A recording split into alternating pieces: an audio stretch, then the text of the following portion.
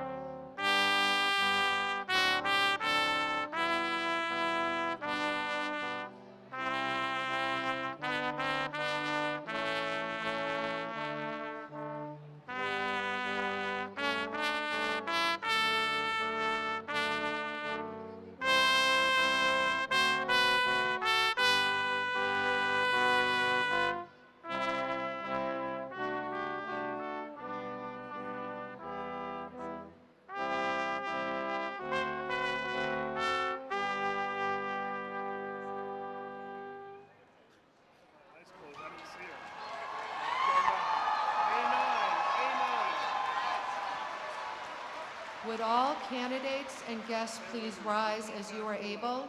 The stage marshals will now lead the procession with Provost and Senior Vice President for Academic Affairs of Northeastern University, David Madigan, and Dean of the School of Law, James R. Hackney.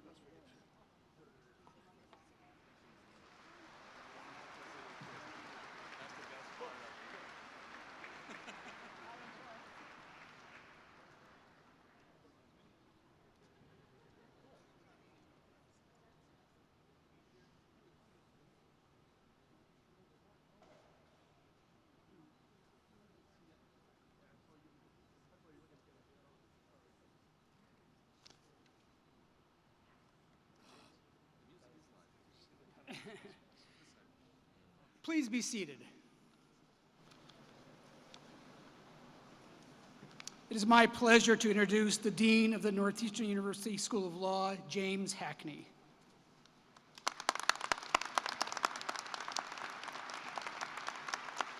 Thank you. Good afternoon, everyone. Today we gather to celebrate the class of 2023.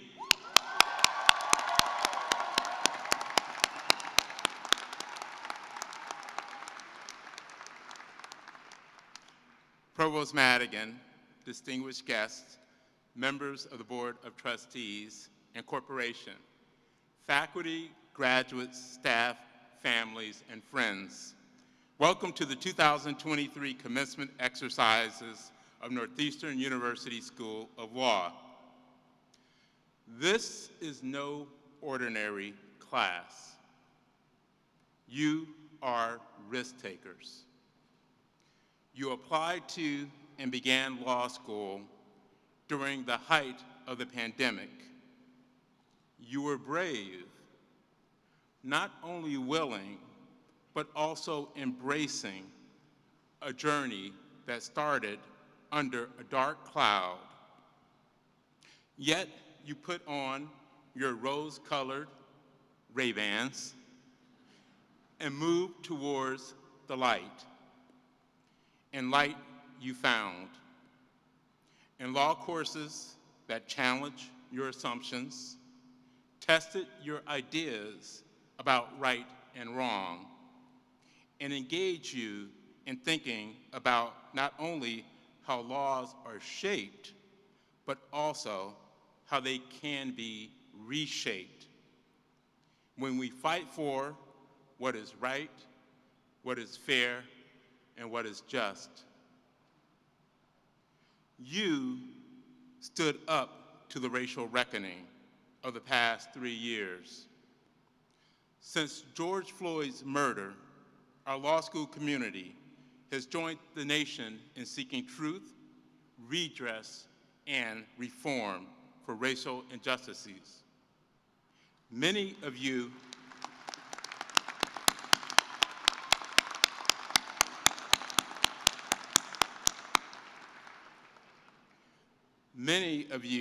have engaged with our legendary Civil Rights and Restorative Justice Clinic or participated in the work and offerings of our Center for Law, Equity, and Race and the Center for Public Interest Advocacy and Collaboration, where you have investigated racially motivated murders, advocated for change, and will no doubt continue this critical work as we search for truth, racial healing, and transformation. At Northeastern, you have undertaken the most rigorous journey through law school in the nation, moving back and forth between classrooms and co-ops. You would not be here without the support of family, friends, and partners.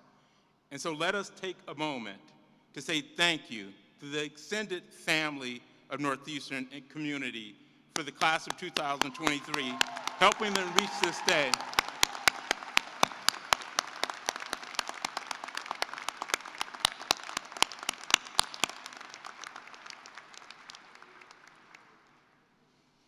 Members of the 2023 Juris Doctorate class, your achievements are impressive. You have secured remarkable jobs, including prestigious fellowships, judicial clerkships, positions in major law firms and corporations, advocacy roles at leading public interest organizations. You have completed 350,000 hours of legal work and 706 co-op placements. Your co-ops took you to 29 U.S. states and 5 countries. Many of you did co-ops in the health area, an arena where Northeastern law is renowned. Your class also devoted more than 140,000 hours to public interest co-ops, one of the reasons we remain peerless among law schools dedicated to public interest law.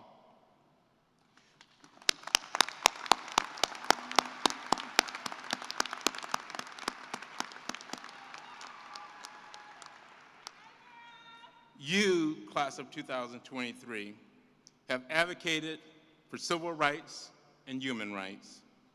You have championed criminal justice reform, worked at startups and major corporations, at labor unions and workers' rights centers, at large law firms and with solo practitioners, with judges, public defenders, and prosecutors. Your dedication and determination have made an impact on the clients you serve and a society that desperately needs ethical, caring lawyers to ensure that the rule of law is paramount and, importantly, inclusive. You chose Northeastern because you embrace our passion for social justice, innovation, and learning by doing. And now you are ready to go out and valiantly protect the rule of law. Please join me in congratulating our 2023 JD class.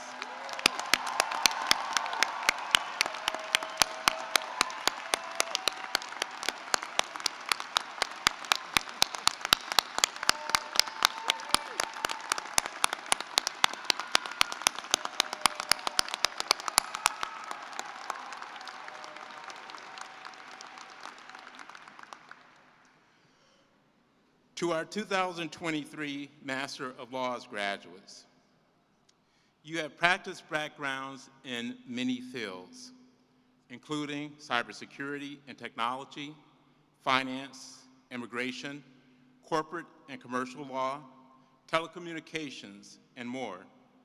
You came to us from all over the world: Brazil, Egypt, Kenya, Peru, and India, among others. Many of you completed our general program, while others pursued concentrations in human rights and economic development, intellectual property and innovation, international business law, and health policy and law. You secured co-op opportunities with law firms, nonprofit advocacy organizations, governmental offices, and with in-house legal departments of companies in fintech, healthcare, and IT. We are proud of all that you have accomplished. Please join me in congratulating our 2023 Master of Laws graduates.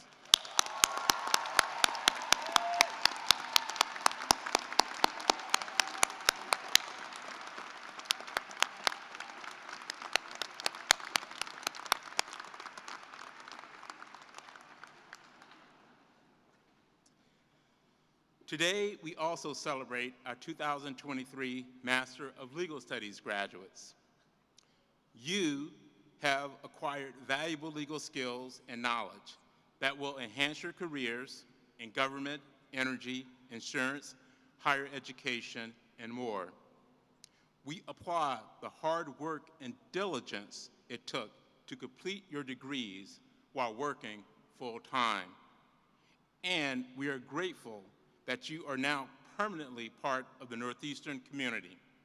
Please join me in congratulating our Master of Legal Studies graduates.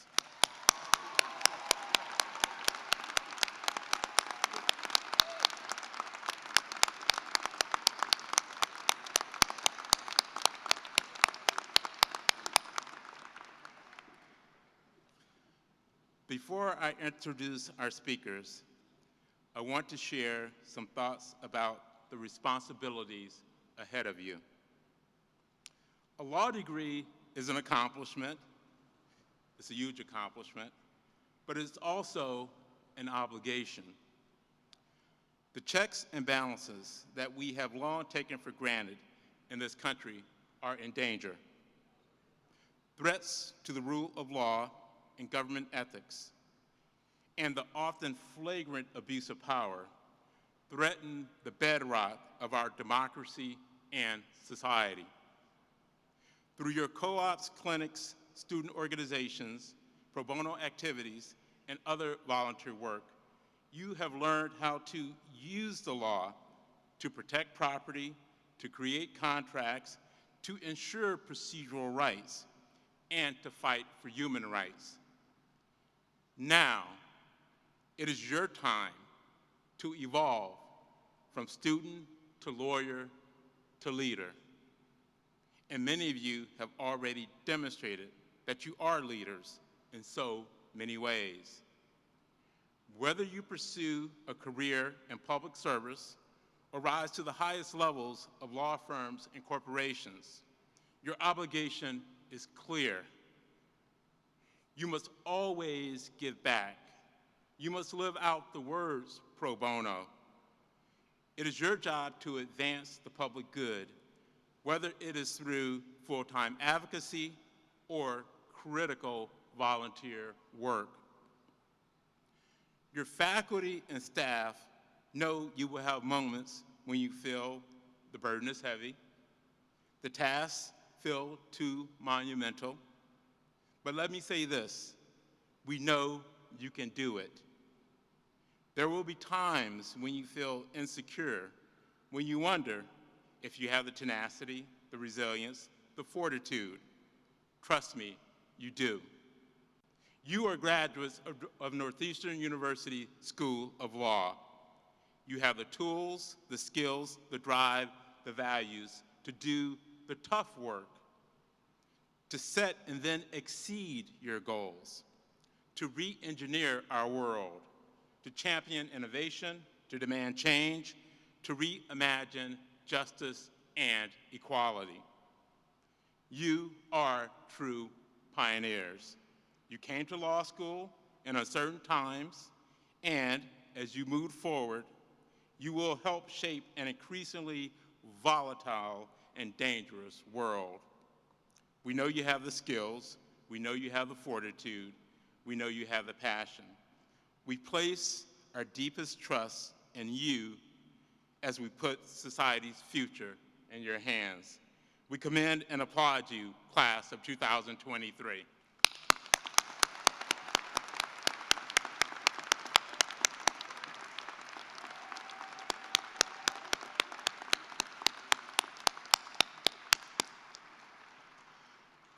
Now we turn to our speakers. I am honored to introduce Obiama Okonkwo,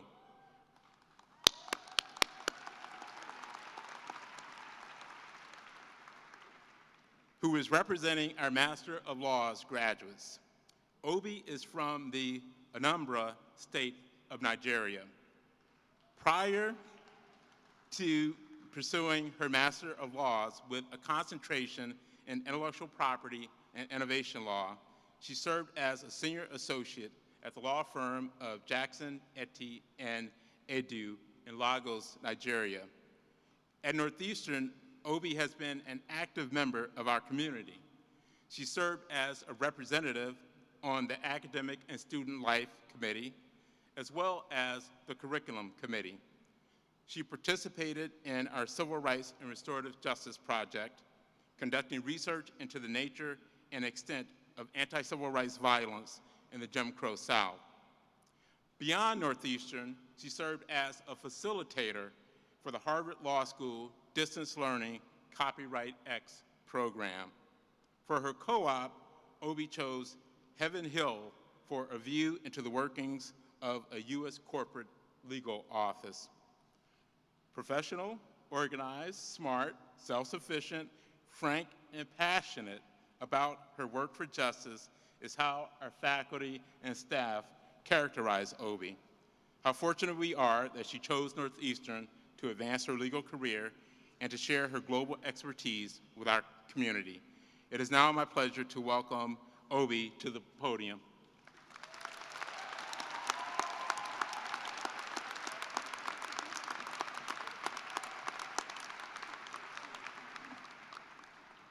Thank you, Dean Hackney, for that beautiful introduction. I am flattered. Distinguished guests, faculty, family, and friends, thank you for honoring us with your presence today. My fellow graduates, the beauty of diversity. No other phrase sums up my experience at Northeastern better than that. I have experienced the beauty of diversity firsthand, and that is the very essence of what my classmates represent. In my class, I met some of the bravest, strongest, most resilient and resourceful people from all over the world. For most of us, English is not our first language. For some of us, it is our first time in the United States. We left behind our families, friends, the familiar to venture into the unknown.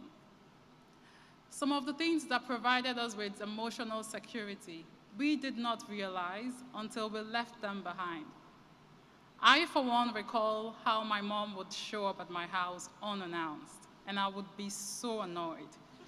Because anytime my mom showed up, my account balance would go down. There was always a problem requiring financial solution. But it took me leaving Nigeria to realize how much I missed those visits, and how no amount of money in this world would replace the security that her presence brought to me. So we all left our comfort zones, and together we experienced the challenges that come with change. We found joy in the simplest things like the unpredictable weather. We eagerly prepared for the snowstorm. We bought snow boots, but the snowstorm never came.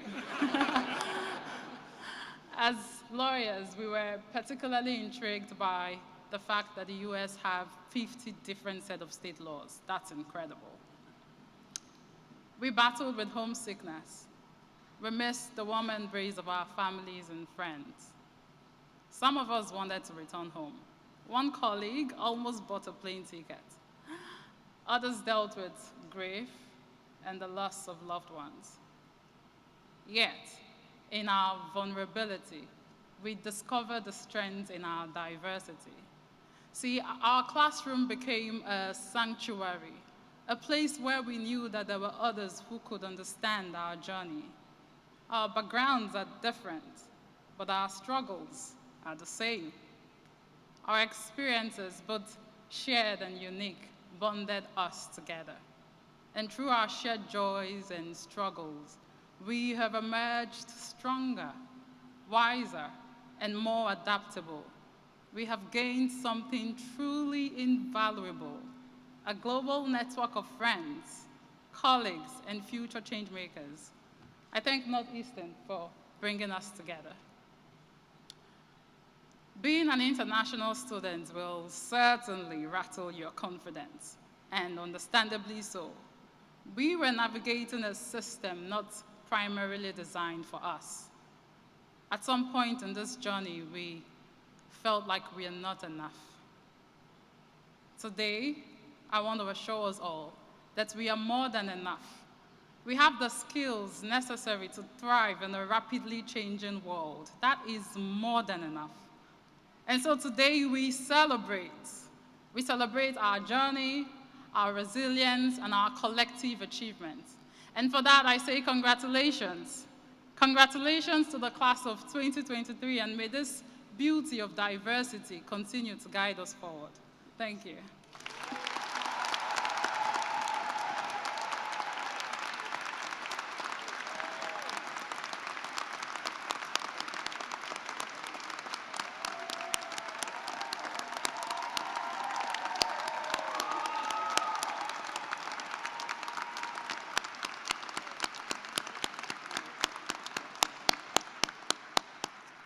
Thank you, Obi. It is my pleasure to introduce our next student speaker, Maya Marie Hill.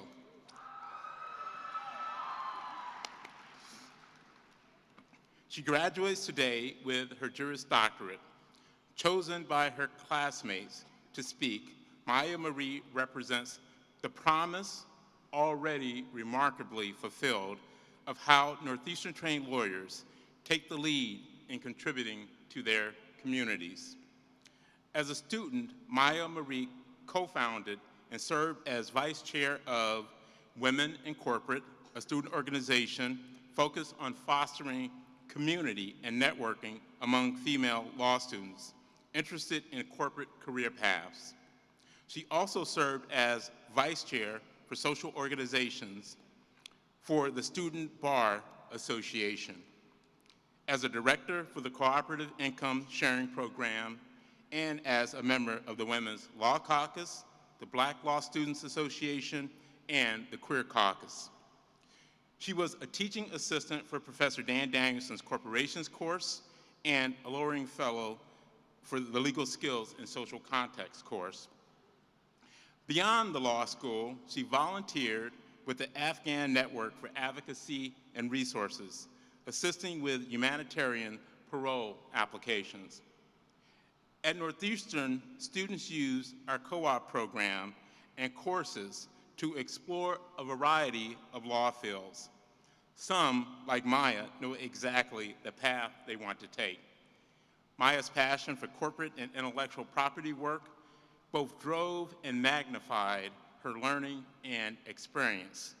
Through her work with our intellectual property law clinic and with Northeastern's Office of the General Counsel, Anilum Pharmaceuticals, and the law firm Morse. Please welcome Maya Marie Hill to the stage.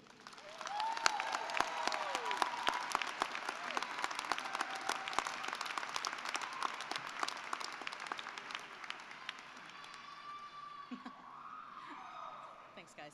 Thank you, Dean Hackney, for that kind introduction. Provost Madigan, distinguished guests, faculty, professors, administrators, proud family, good friends, and board siblings who have gathered here to celebrate with us today, good afternoon. Cheers to a lifetime of free legal advice, as long as the advice you're looking for is, "It depends," or "I'm not that kind of lawyer." To the class of 2023, congratulations, friends. Who would have thought we'd make it out of the Zoom School of Law? For those who may not know me, I'm Maya Marie Hill, otherwise known as M&M, MMH, and occasionally TA. I am equally honored and terrified to be standing in front of you as the student-elected speaker today.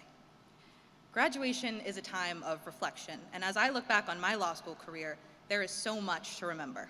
How can I condense 3 years of occasionally organized chaos into a 5-minute speech?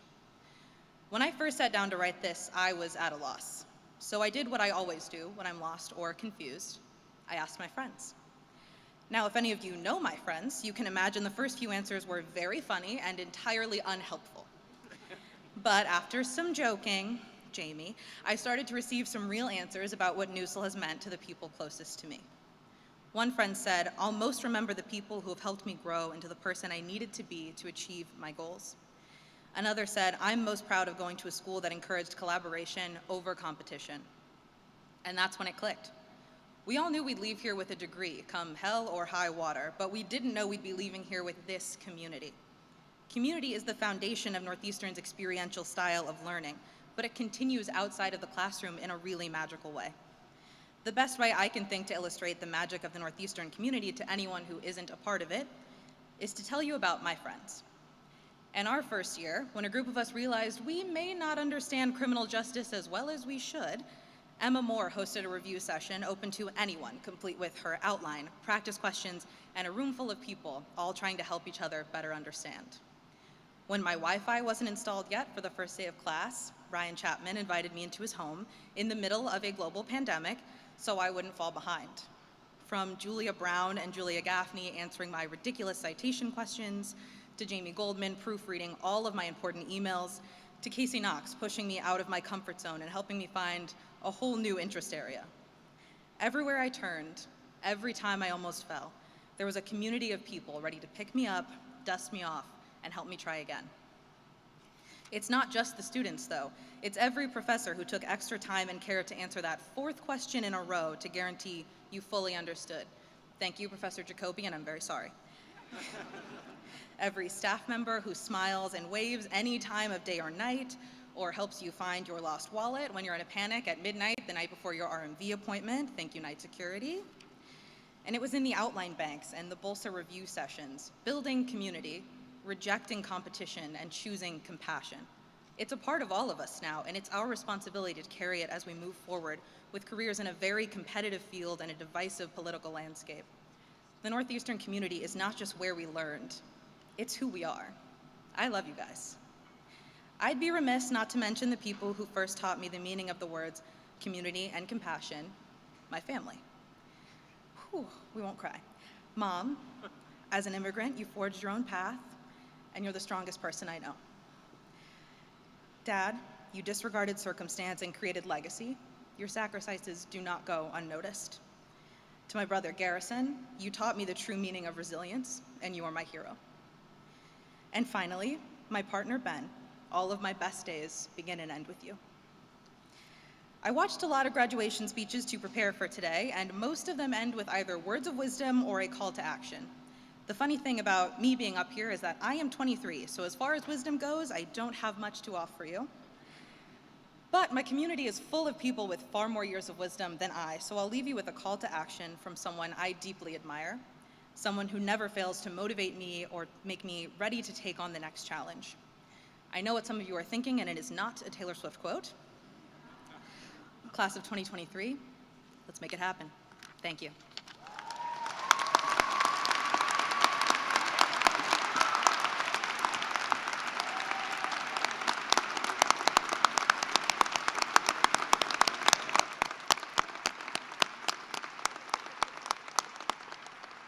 Thank you, Maya.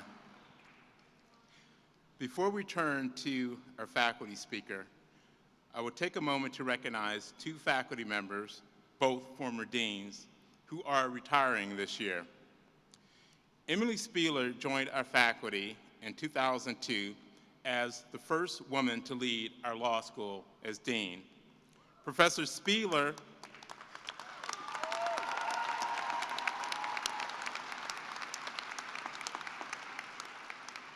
Spieler has been a national leader in the field of labor and employment law, and among her many appointments and honors, served as a member of President Obama's transition team for the Department of Labor.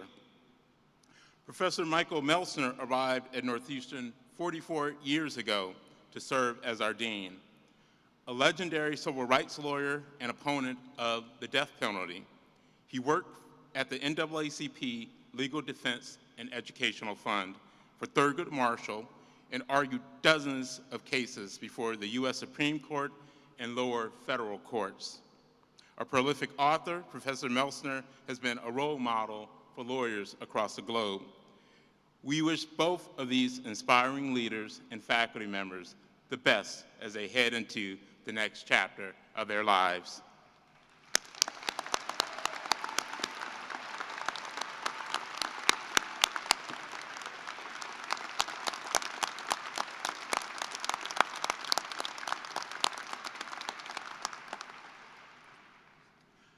Our faculty speaker, chosen by our graduating class, is Professor Daniel Medwed.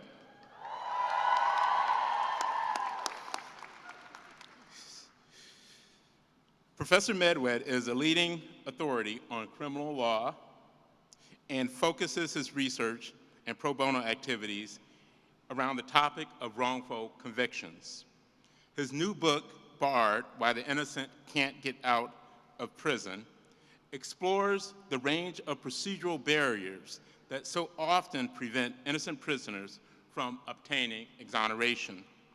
He is also the author of, or co-author of several criminal law casebooks, as well as Prosecution Complex, America's Race to Convict and Its Impact on the Innocent. Professor Medwed is a founding member of the Innocence Network and a former president of the Board of Directors of the Rocky Mountain Innocence Center. He currently serves on the board of the New England Innocence Project. Many of you find his name and voice familiar. Professor Medwed is the legal analyst for GBH News, Boston's local NPR and PBS affiliate. Above all, Professor Medwed is one of our most respected teachers and legal advocates. His enthusiasm for law and his advocacy for defending those who too often suffer at the hands of an unjust system is an inspiration to us at Northeastern and well beyond. I invite Professor Medwed to the podium.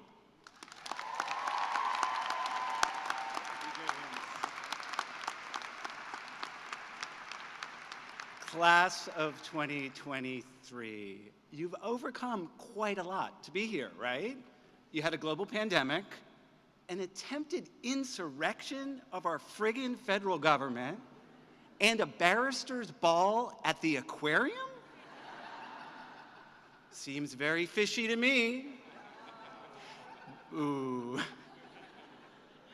And now you have to worry about what your outrageous and mildly unhinged faculty speaker might say. Will he bash, unprovoked, an unnamed law school that lurks over on Commonwealth Avenue?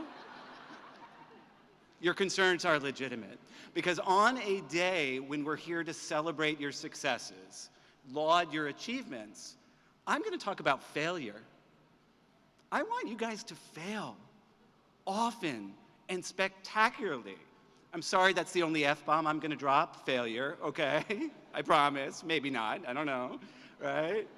And the reason for that is every single failure, and I've had many, many, many of them, as those of you who've had me in class can attest to, has made me a better lawyer and a better advocate. And by developing that scar tissue and that resilience, you will be a much better attorney, which is the goal, okay? So 2 brief war stories, even though I hate to tell war stories, right? Thank you, Jay, for laughing. When I was a young public defender, my first case, I was handling an appeal of a woman who was convicted of first-degree assault for causing serious physical injury against a friend. Now, what she had done, allegedly, was take a beer bottle, crack it open, and lash out at her friend. And yes, it caused a laceration, and yes, it was on the friend's neck, and yes, it necessitated 37 stitches. But you know what? In my zest and naivete, I was convinced that this was a grievous injustice. That was not serious physical injury. Didn't even hit the jugular. I mean, vital organs. No, that's a superficial wound. So I wrote a strident, impassioned brief about how the judge had royally messed up. And I strode into court, my very first argument, with a fancy little suit and one of my little ties. And I walked up there full of hubris, and I said, "May it please the court, Daniel Medwed on behalf," and before I could finish my introduction, the presiding judge interrupted me in a deep baritone. You know how I like to make voices, I'll try it. "Counselor, some cases should not be argued, and this is one of them." I ran, no. I somehow survived that moment, and when I got back to my apartment, I was livid. I was irate. How could he do this to me? Then I realized he was right. Not about the fact that my client didn't deserve an argument. Everyone deserves their day in court. You all know that.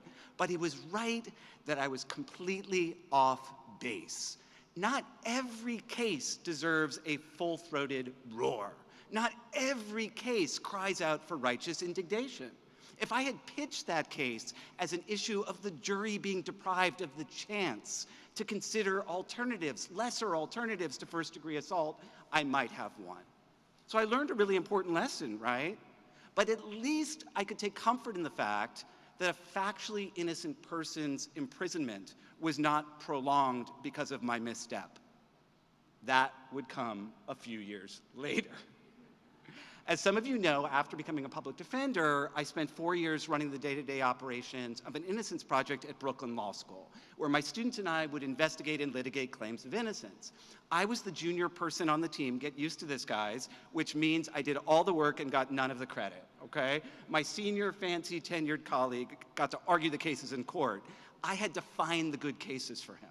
So what I would do is I would spend hours and hours and hours reviewing the hundreds of letters that I received each year to figure out if I could separate the wheat from the chaff. Could I figure out which cases were good ones to investigate? And I spent years worried about the idea that I might have missed something.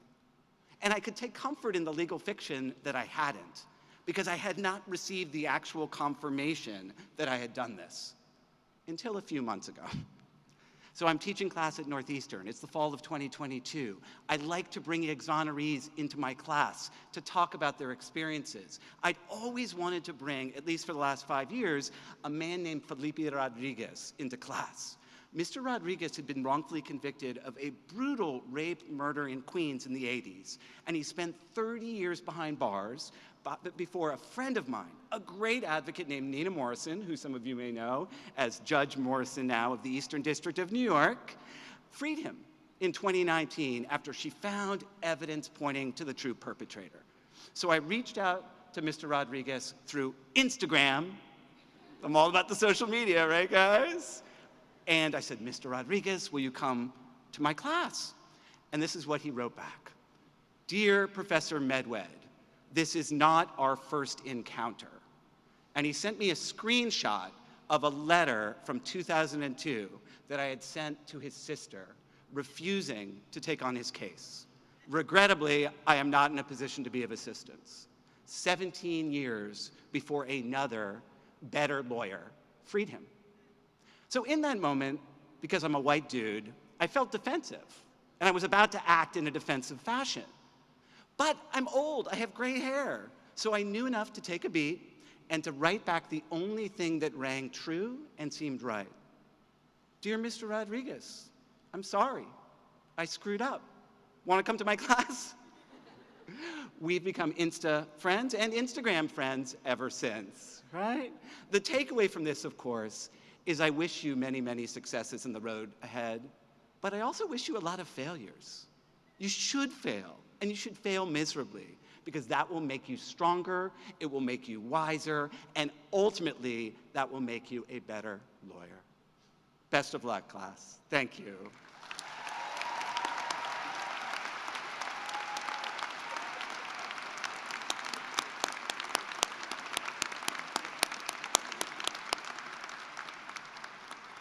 Thank you, Daniel. It is my great pleasure now to introduce Corey Thomas, CEO and Chairman of the Board of Directors of Rapid7, a leading cybersecurity solutions company. In 2023, Corey was appointed to the National Security Telecommunications Advisory Committee and elected chair of the Federal Reserve Bank of Boston. He is a member of the Council on Foreign Relations, serves on the Blue Cross Blue Shield of Massachusetts Board of Directors, and was a founder of the New Commonwealth Racial Equity and Social Justice Fund, a coalition of Massachusetts Black and Brown executives focused on addressing systemic racism and racial inequity in Massachusetts. Corey's tech sector experience in leadership and philanthropy and community building are a shining example for our students of what is possible as an innovator in society. His story is one of global experiences, private industry leadership, public service, and a willingness to challenge the status quo, values that we strive to instill in our students. Please join me in welcoming Corey Thomas to the podium. Corey.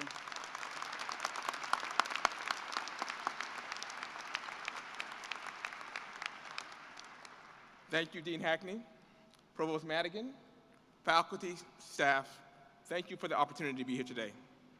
But most importantly, to you, the graduates, congratulations. You have so much to be proud of. I must admit that I had just a little bit of trepidation about speaking with you today as a non-lawyer. But our jobs, our education, and our affiliations, they should not be the limiters of our abilities to relate and to connect to one another. I'm a technologist and an entrepreneur. I'm also a father, a friend, a husband, a citizen, a volunteer. We all are so much more. I could, and you could, choose to define all of our relationships by our affiliations. Some affiliations will bring us closer together, but some of them will push us apart. I asked you then, how can these things that are so vitally important to us, these earned accomplishments and these points of pride, be the very things that can make us so small sometimes, so much less than who we fully are? I am sure that each of you have your own ambitions and hopes, and for that, I'm thrilled. I'm cheering for you. However, I worry that oftentimes we have the wrong interpretation of the value of our achievements. It's not our affiliations that create the platform of our success, but rather our ability to connect, to continue to learn, and to build new relationships and find joy in the small things that fuel not just our personal success, but also the success and well-being of our organizations, our society, and our family groups. Each trait that we hold, and we have so many wonderful traits, is a unique opportunity. Now, sometimes we're thinking about these traits, these affiliations, as a choice to splinter or to connect. Are we the same or are we different? Does something belong in a bucket or someone belong in a bucket of good or evil? The beautiful human ability to connect is so closely related to our destructive tendency to fracture based on differences. It takes time, unfortunately, to build affinity with one another, and only an instant to become bound in hatred.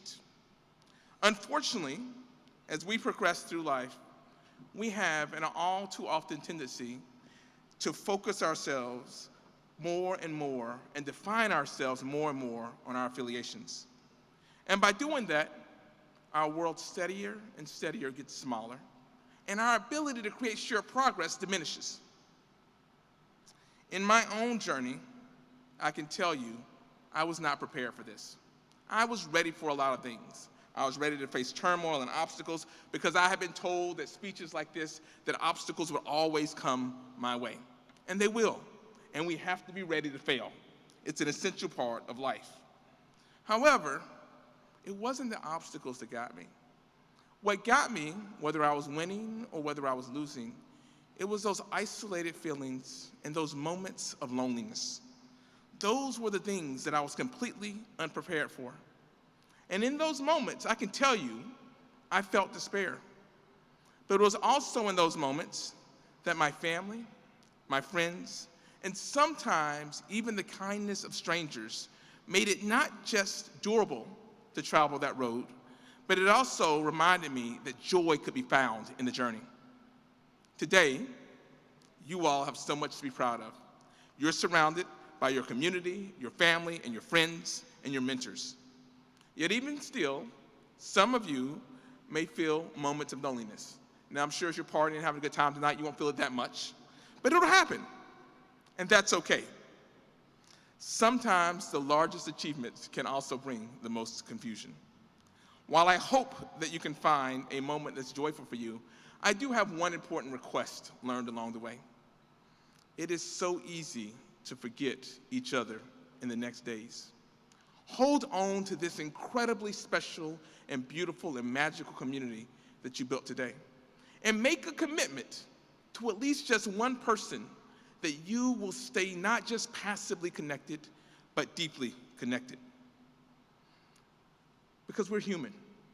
And being human is a beautiful thing, but it also means that sometimes we can neglect the very things that are critical to our health and well-being. Those important things, they may seem small, but they connect us and make us who we are. I say this not just for your well-being, because I want you to be happy and joyous and have a great time, but I say this also because this connection, this ability to build new relationships, these abilities to stay together, these are also the things that actually will catalyze your career and your aspirations. You see, I know this firsthand, how easy it is to lose that touch. I, and my wife is here today, and my friends are here today, they will tell you that unfortunately, I sometimes have a habit of becoming a little bit distant. I'm also ambitious. And so I see future technologies, I see cities, I see programs, I see progress everywhere I look, and I'm ready to jump in. But in those periods of struggle, sometimes I distance myself a little bit and a little bit further.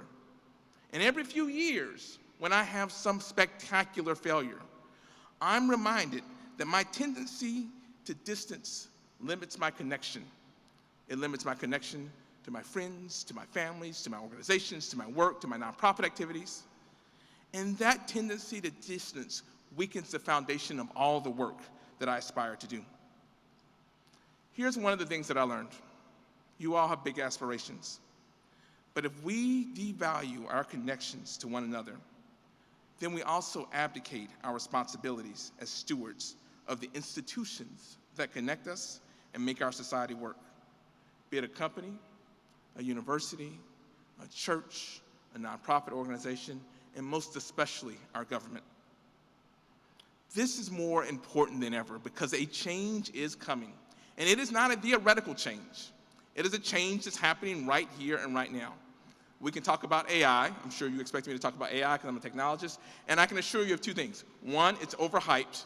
And two, there are things that we should definitely be scared about. But you all are going to have to be the ones that navigate it. And you're going to have to navigate that in the face of political change, geopolitical change, climate change, change. The question is, we all know that we can't really respond to change on this order of magnitude, on this order of scale, as individuals. We can only adapt and change based on the health and power and quality of our institutions and of our systems. And let's face it, you all know this. Our current institutions, they just are not up to the challenge. While once there was broad and unwavering trust in institutions and systems, today there isn't a single one that we, you, and our broader society look out and say works for all of us. And yes, I get it. Some of them are beyond repair. And yes, attempts to replace them have often failed. And yet we don't have the privilege of being able to live in the world and prosper without strong, healthy institutions. Now, The good news, the thing that I'm most thrilled about, it turns out I'm not just excited that you're graduating today. I'm excited because of who you are. Many of you care. I heard all the accolades, I've read, I've researched. You care, and you care deeply, and you want to do big things, and you want to push boundaries and barriers, and you want to drive positive change. We need you to actually do that. And by the way, we need you even when we're frustrated, because lots of you push the boundaries of business and you drive me crazy, but I appreciate you for everything that you do. We need your big heart, and we need your big spirit, and we need your audacious dreams. But here's one of the things that I've learned as we actually pursue audacious goals. It's that nothing that is big in life can be accomplished on a weak foundation. None of the things that were mentioned today, none of the things that we actually care about, can be done on broken institutions or systems that we rely on. And part of the problem is that unfortunately we do not glamorize the messy work of the care, investment, and nurturing of the backbone of our institutions and our systems. And then somehow we're magically shocked when our very rational and very sensible ideas, policies, initiatives, programs, they somehow fail because we haven't cared for the engine that's going to drive them forward. And that's why we need you to not just be advocates and builders and visionaries. I know you can do that well. But we need you to be the gardeners, the fixers, the tuners, and the folks that do the study and unglamorous work to make our business, government, civic, and nonprofit institutions not just effective, but also trustworthy. Today, more than ever, we need stewards of connection and menders of institutions. We need those who stretch boundaries, expand relationships, negotiate and reconcile contrasting ideas. We need those, and we need you to be deeply invested in building our institutional capacity so that we and you can not just carry the programs and ideas that we create, but we can build something that can carry the programs and ideas that will move our society forward. You are the champions that we need. This is the opportunity that we have together. And I want you to remember one thing. It often gets mixed up. And despite the rhetoric, our systems and our institutions, they are not meant to work against us. They are not meant to operate against us. But they desperately need us to cultivate them, to evolve them, to change them, and to bring them into phase with where we're going. And so while the road may be hard, and I can assure you it's definitely less glorious, when you stop and look around, I hope you see that it's not a lonely one, because we're going to be all working on this together. So I commend you, and I congratulate you, and I thank you so much for the wonderful work you're going to do.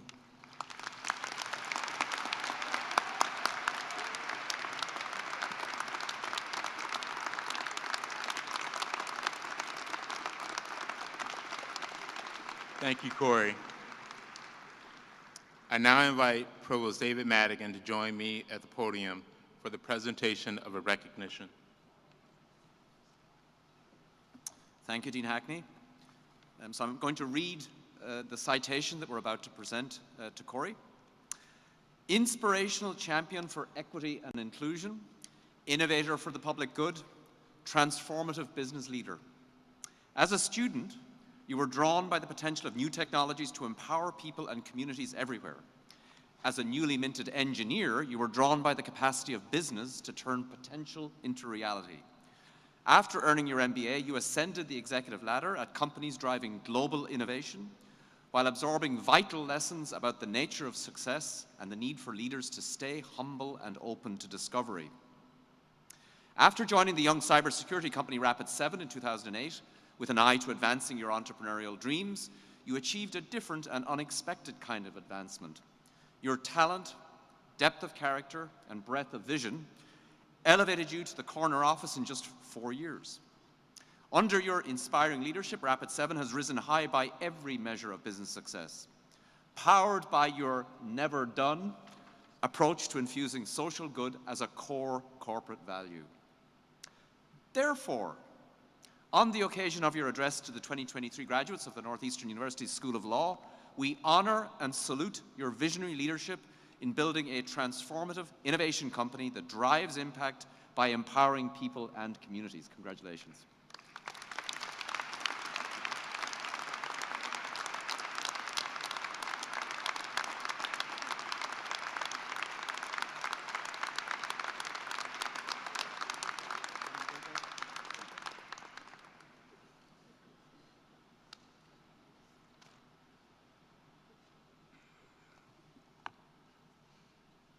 The moment you've been waiting for.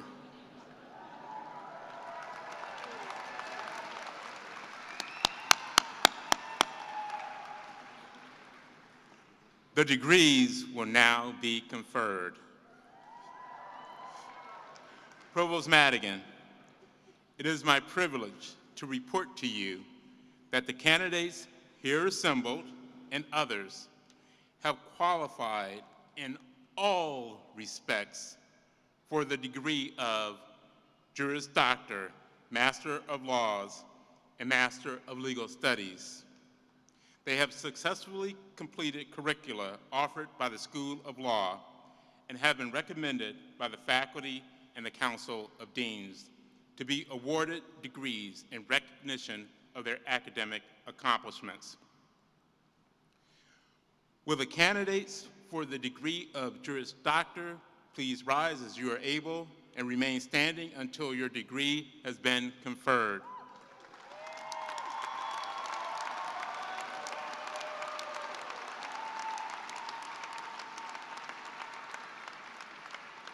Provost Madigan, I am honored to present the candidates who have qualified in all respects for the degree of Juris Doctor.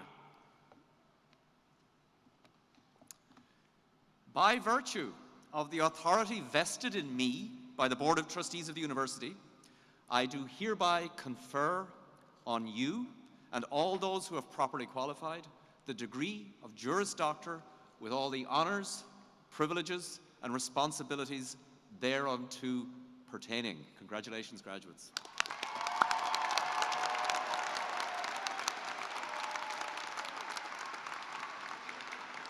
Please be seated.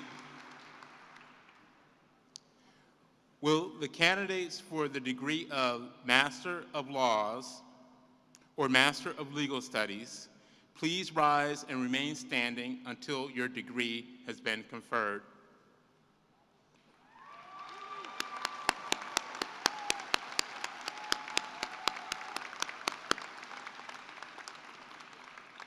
Provost Madigan, I am honored to present the candidates who have qualified in all respects for the degree of Master of Laws or Master of Legal Studies.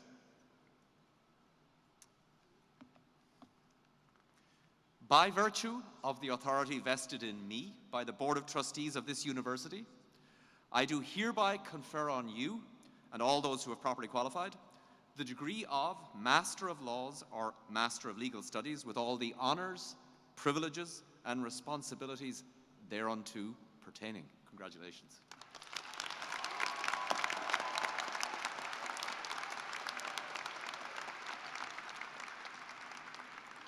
Will the graduates please be seated? You made it.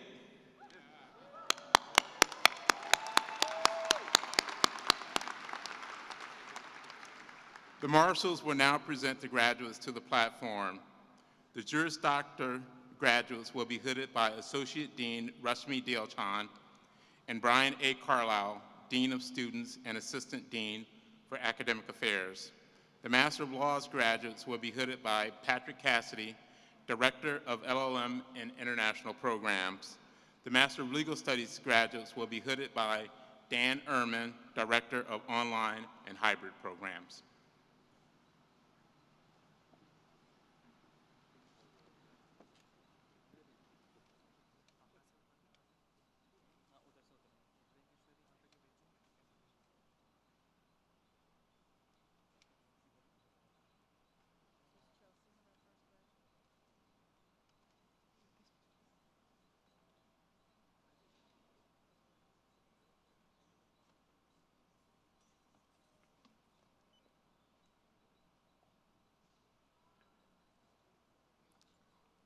Now announcing Juris Doctor.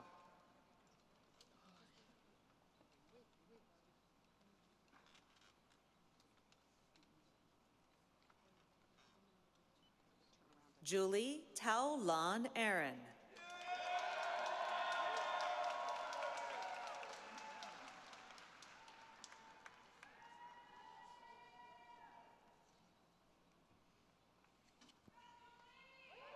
Faisal Abuar.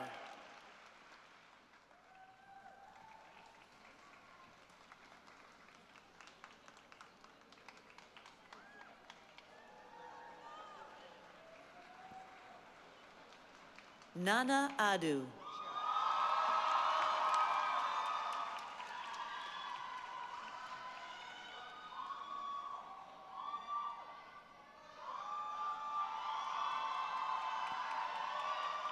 Ramisha N. Aftab.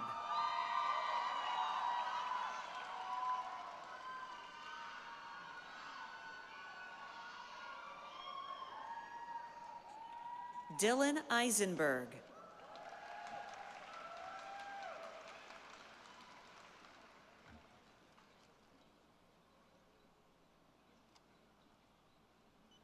Sydney Albrecht.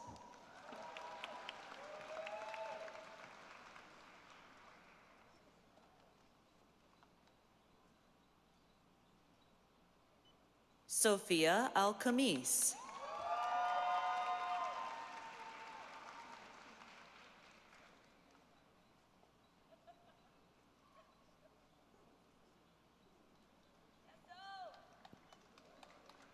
Margaret Annis.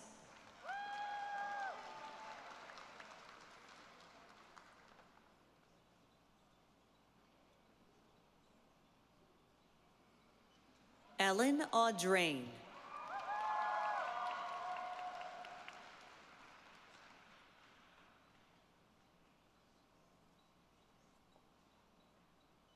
Sandra Benson.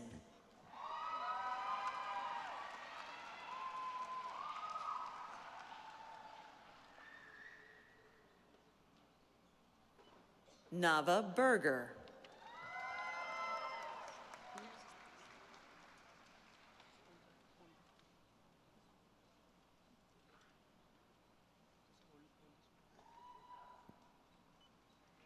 Claire Bergstresser.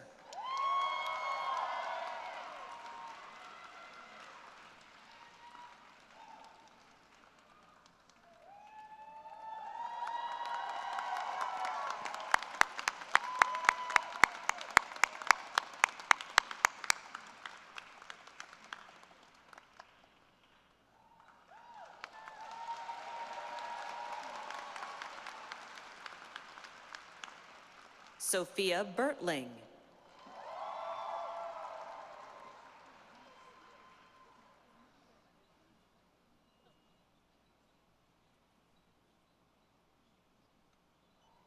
Bailey Bickford.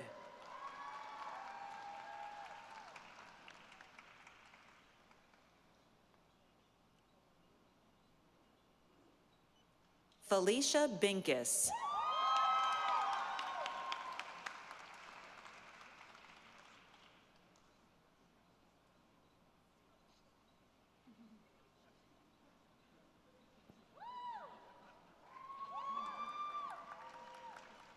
Maya Bornstein.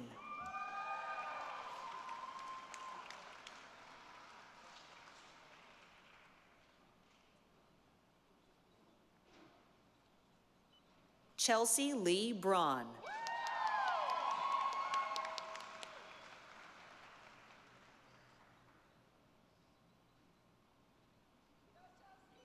Amanda Brea.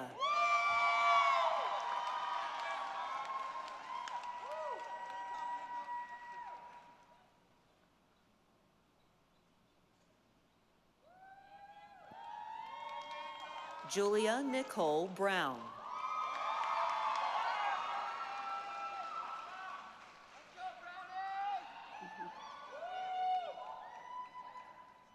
Catherine Brummond.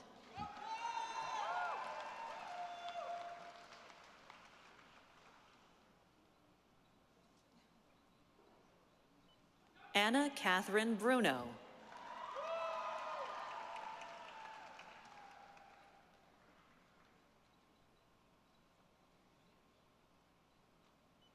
Alexandra Diane Bruns Smith.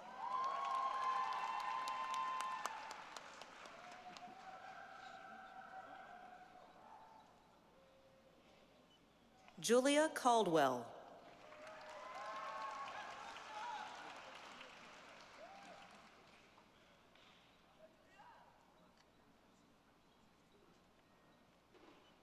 Victoria Wills Campbell.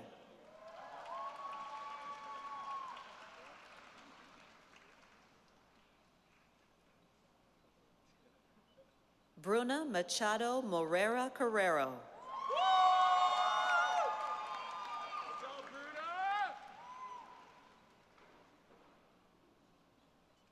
Azra Simone Carrington.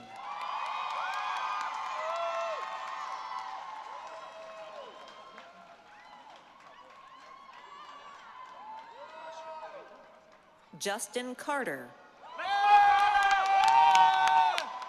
Let's go!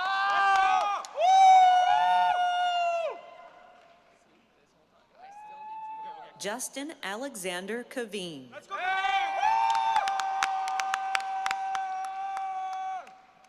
Let's go! Miranda Cecil.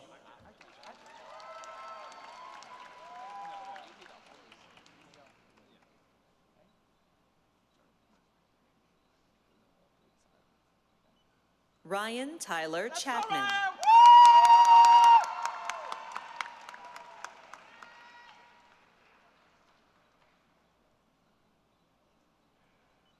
Hui Chen.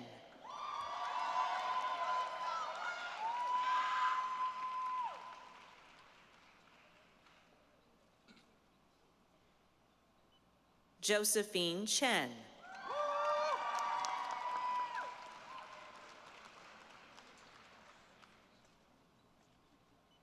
Rachel C. Chen.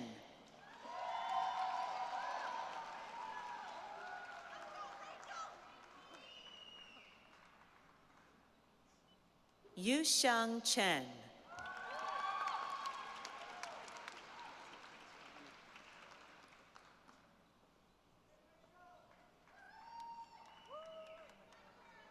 Emily Conley.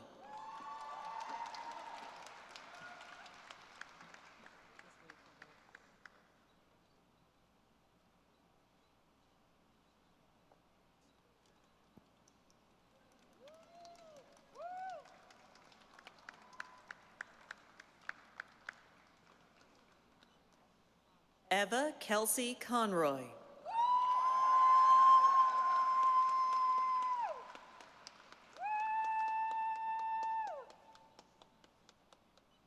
Sarah Fatima Conroy.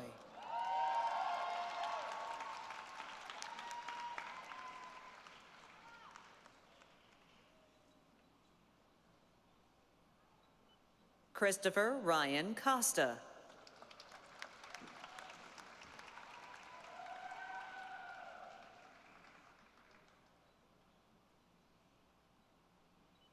Connor Coleman Cox.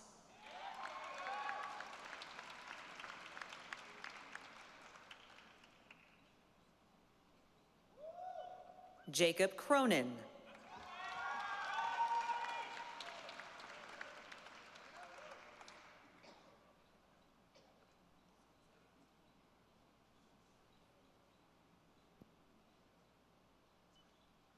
Sarah Crossan.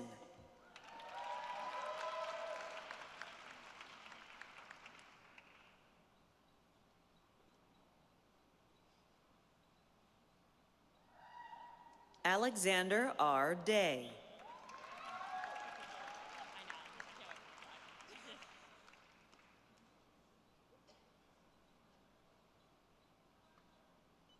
Erica Dennery.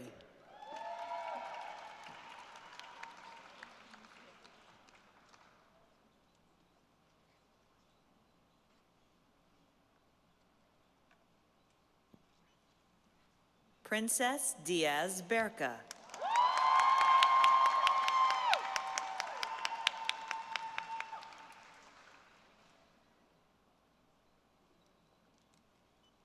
Jay Dixon.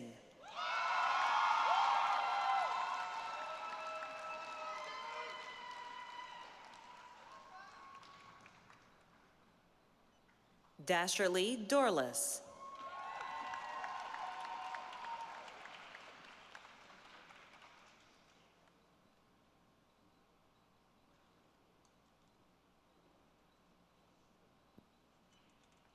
Kathleen Downs.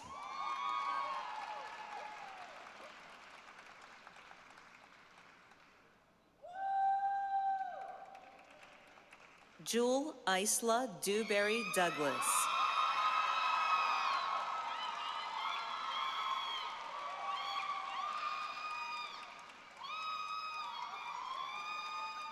Madeline Edelstein.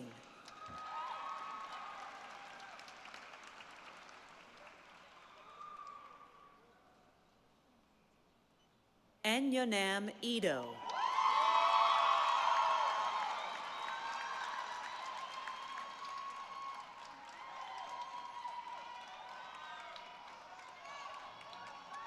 Camille Ertel.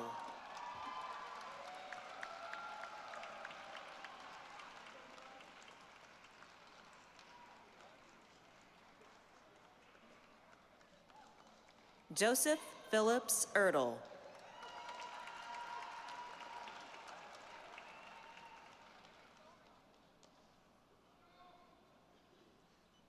Isayeli Iscarcega.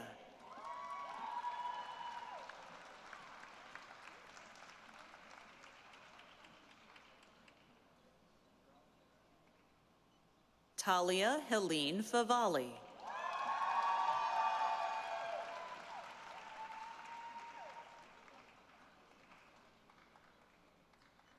Kameli Hadassah Fortunati.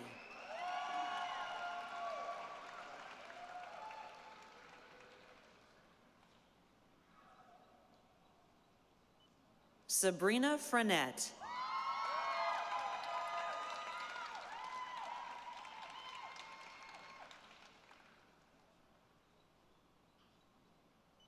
Carl Gattaca.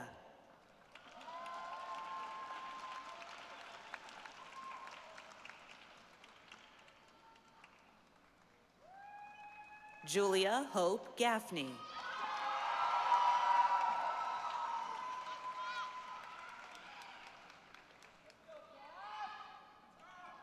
Rohini Devika Karan Gajaraj.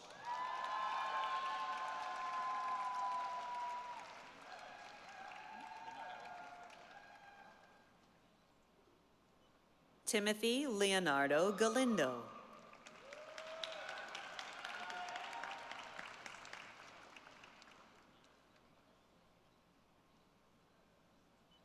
Aaron Gannon.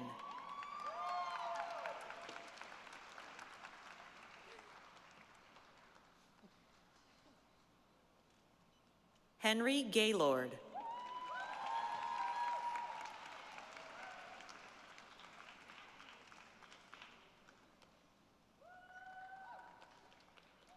Maraf Gedawan.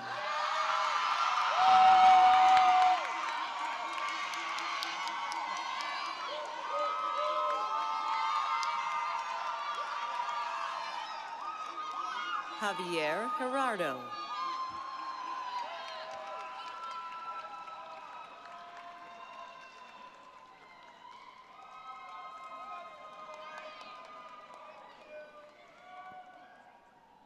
Madeline Gerard.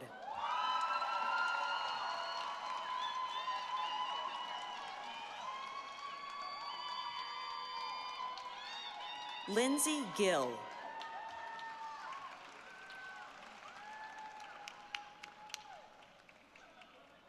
Lucas Joseph Glansman.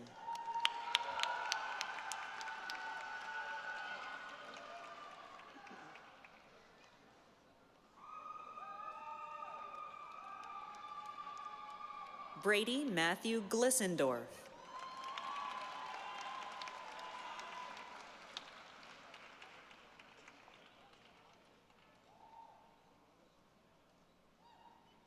Jamie Rose Goldman.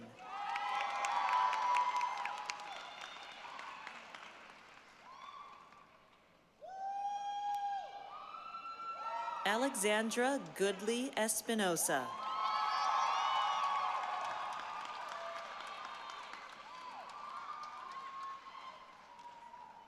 Cade Grady.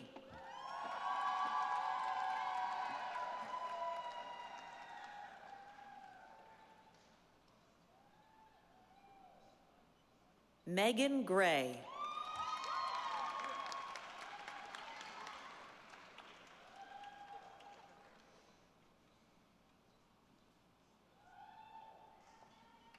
Alicia Graziano.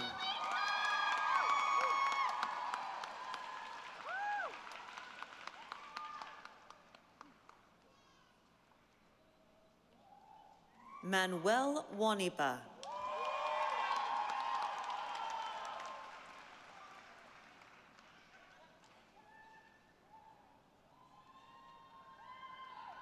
Steve C.K. Hong.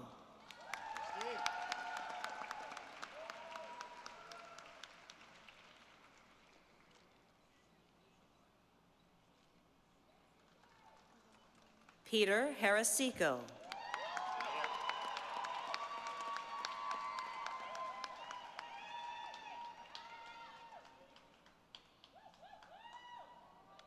Alexis Haskett Wood. All right, Alexis.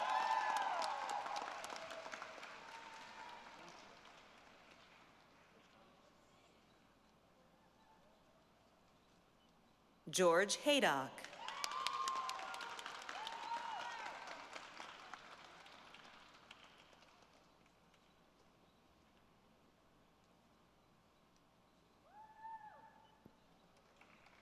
Jacob Hayward.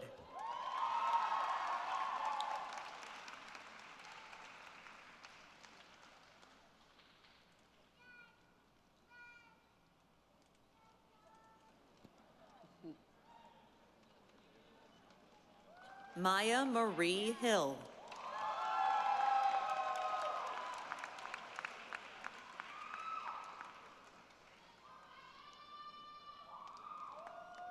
Jamie Hom.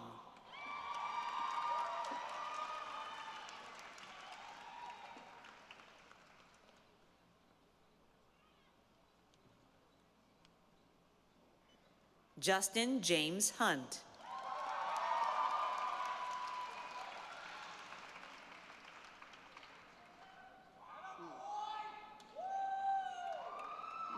Samantha Chen Hun.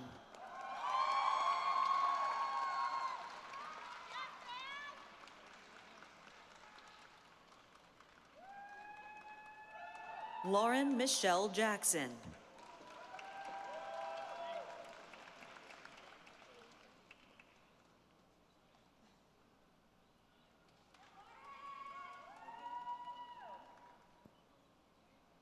Hardy Garvey Jean.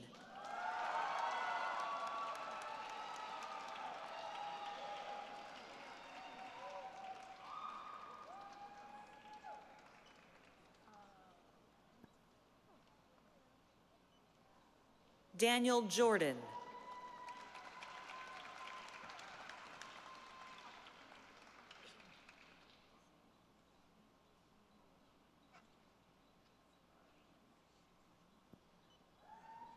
Abigail Kalahar.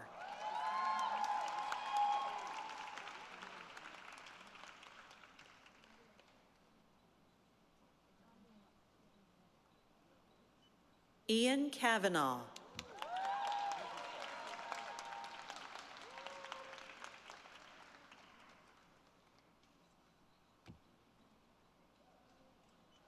Taylor Kim.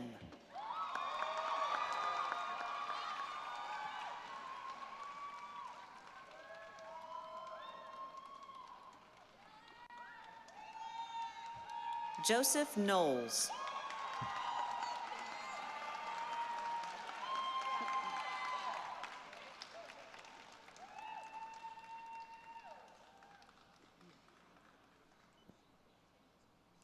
Casey Iman Rose Knox.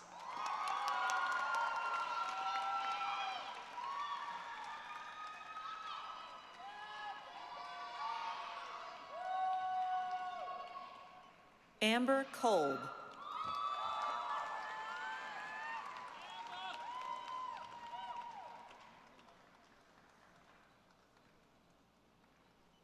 Joseph Konopka.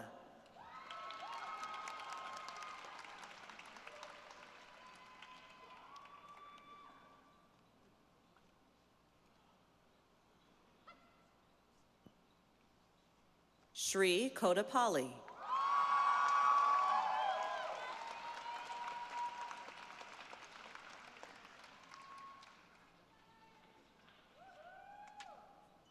Rowan Laidlaw.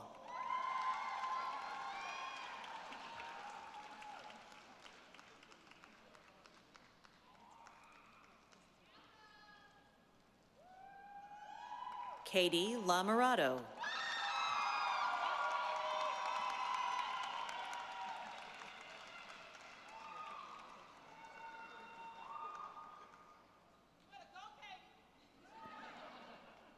Katrina Teresa Lampkin.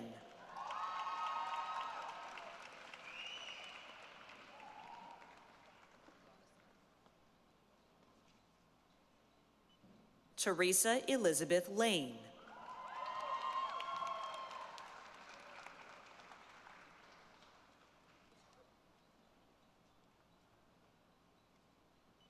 Kayla Larkin.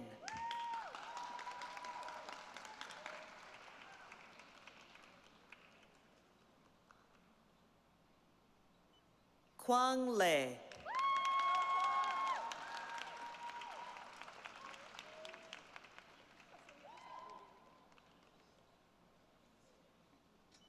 Adrian Carmen Lee.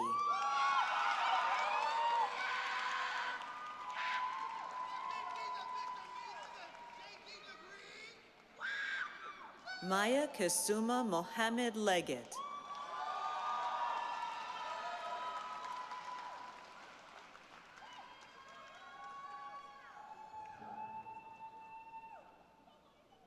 Andra Lahoti De Leon.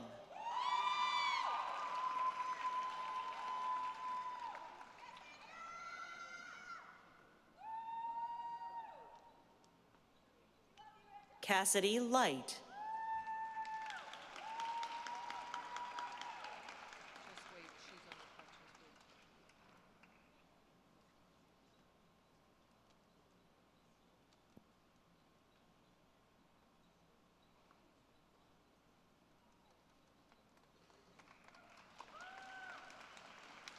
Miranda Ann Leo.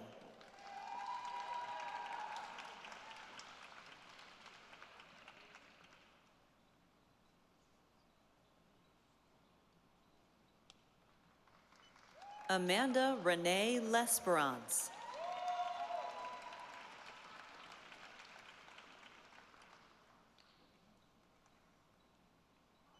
Keely Shea Lovato.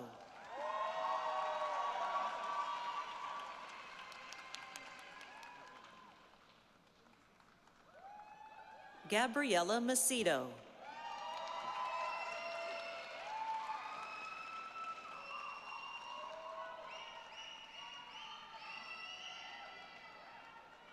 Ellie Britt McLean.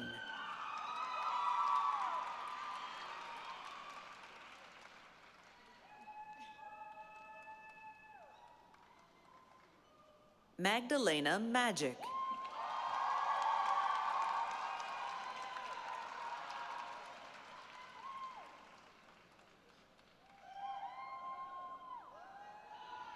Grace A. Mamo.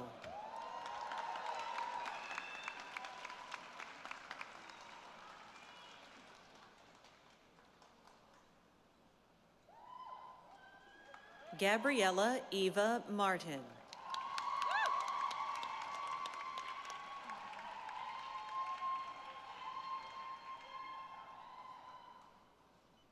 Nico Maruli.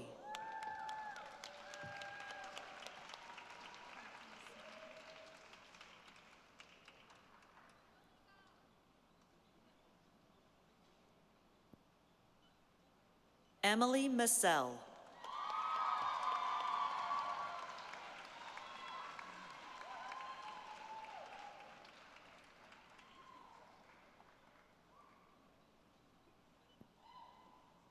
Allison Mastrangelo.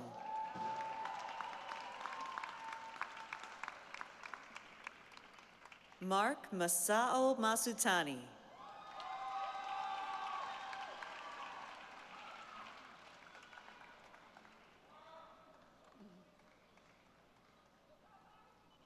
Lindsay McCumber.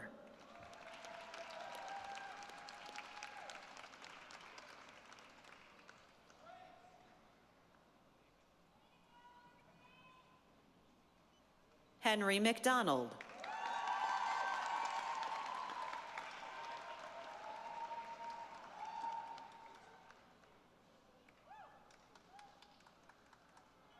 Alexander McGrath.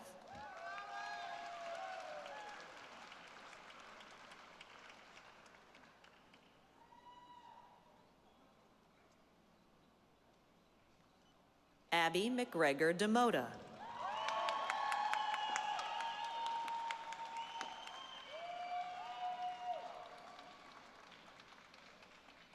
Tess Francis McMahon.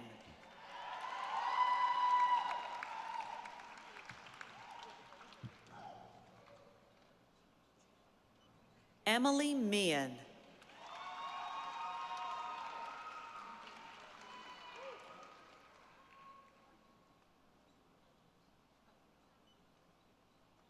Ilana Mayer.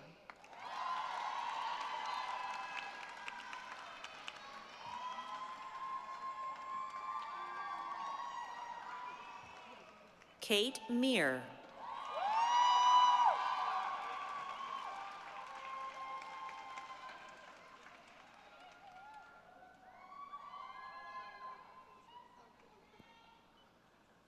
Hadassah Mickelixon.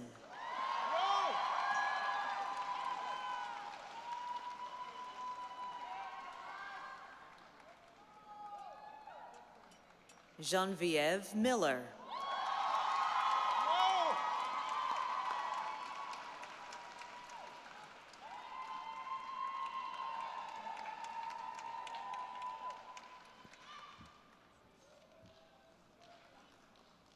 Natalia Rachel Minoff.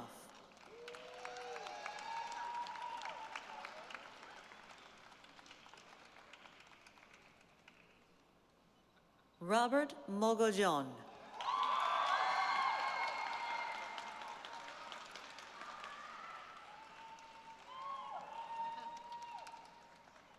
Marissa Mooney.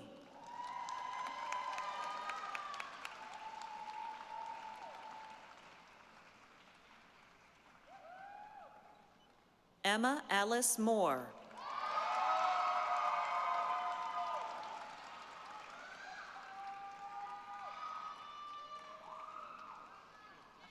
Kathleen Moore.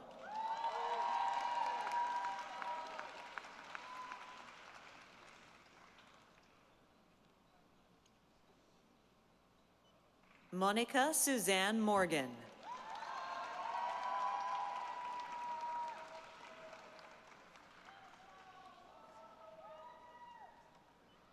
Sean Nguyen.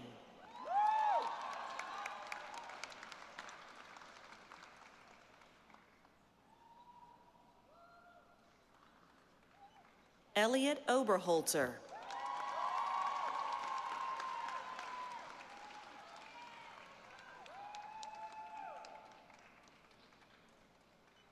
Thomas James Atkin.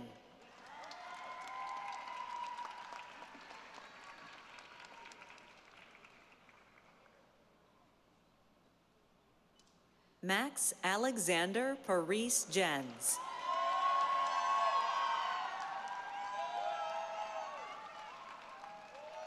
Alan Harry Parati.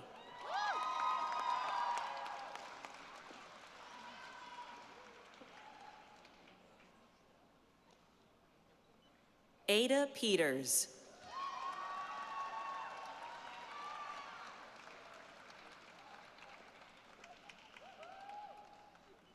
Mary Petronio.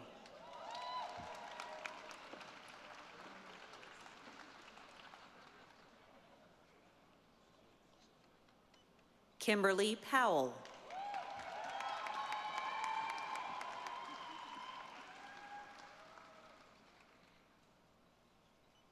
Ruchi Ramamurthy.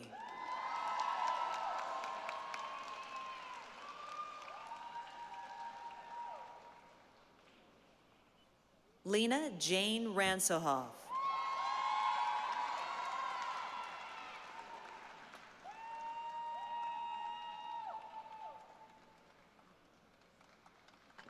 Sarah Ratsimbasavi.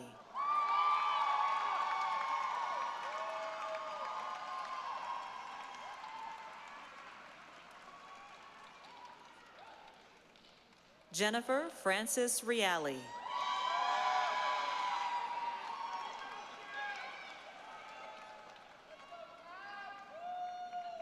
Sandy Racinos.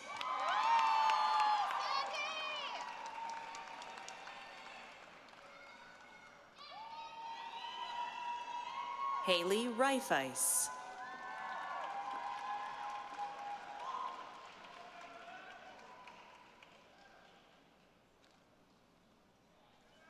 Catherine Reynolds.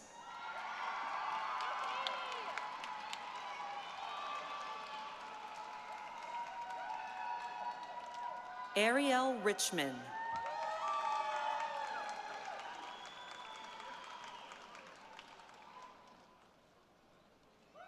Nicole Ricker.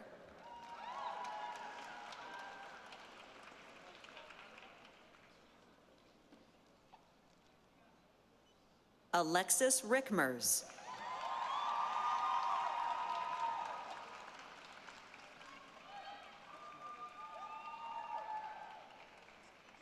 John Julian Roby.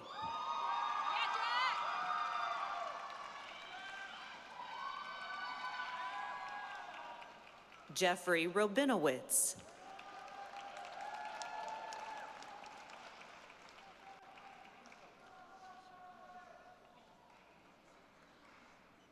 Laura Rozier.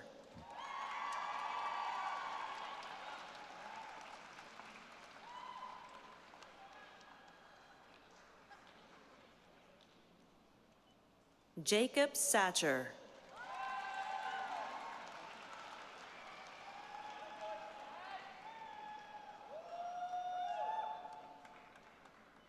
Connor Grant Skulls.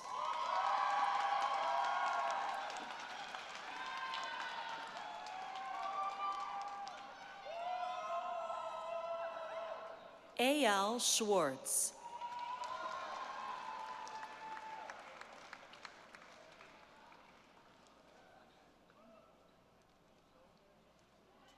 Maya Shapiro.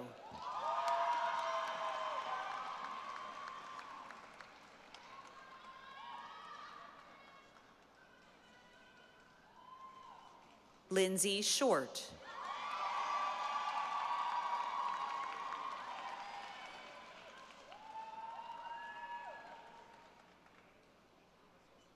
Audrey Morgan Shreve.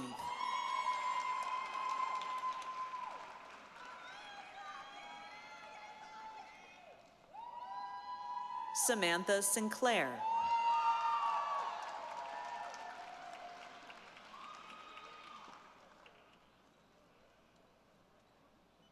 Matthew Skirkowski.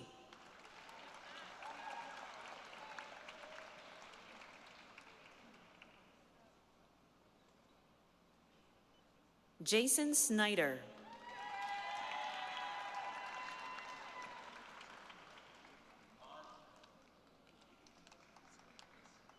Ana Elisa Souffrant.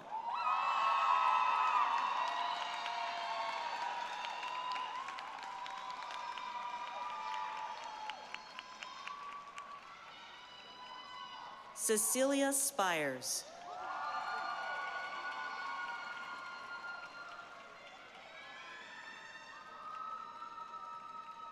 Leah Reuter Spingarn.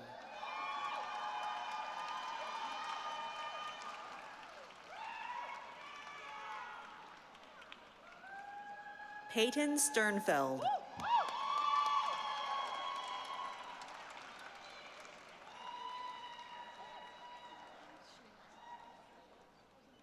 Molly Strabley.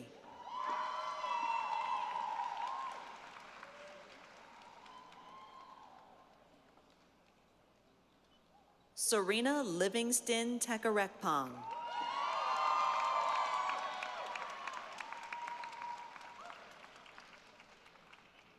Sarah Thompson.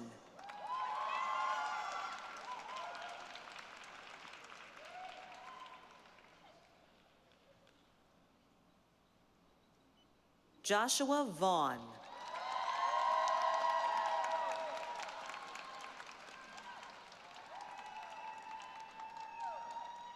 Anika Srivastava Verma.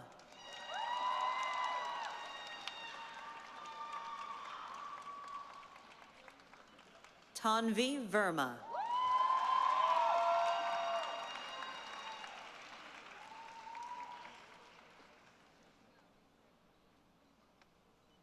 Shreya Vijay.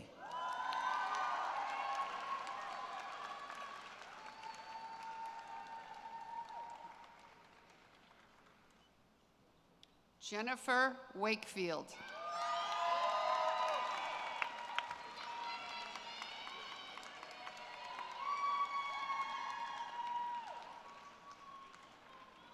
Sadiq Anthony Walker.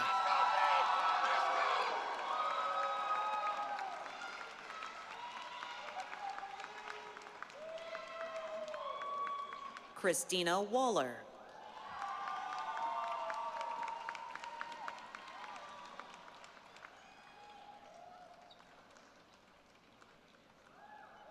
Lorraine Watkins.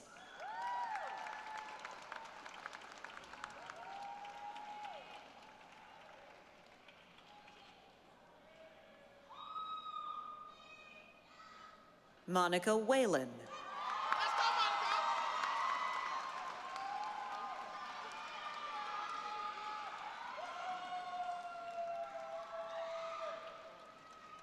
Nicholas Willing.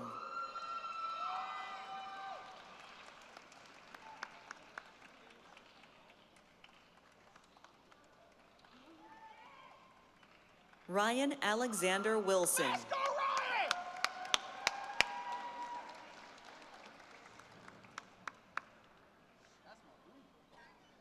Julia Winnett.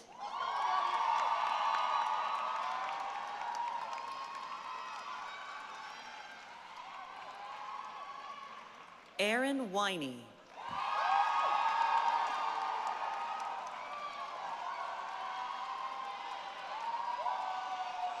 Allison Riley Wise.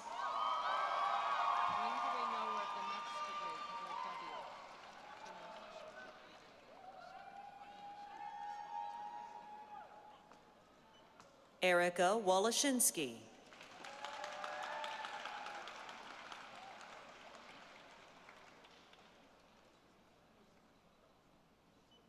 Francis Cho Wong.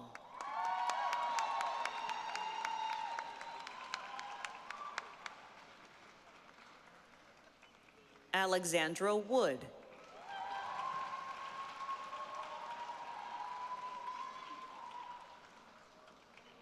Bria Lee Yazik.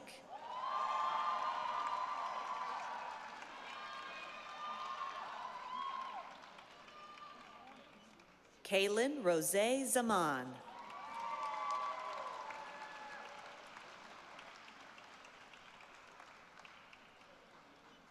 Gisela Zakeo.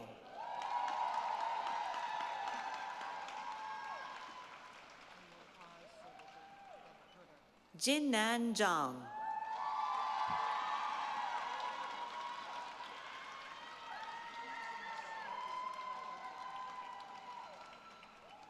Leia Zhang.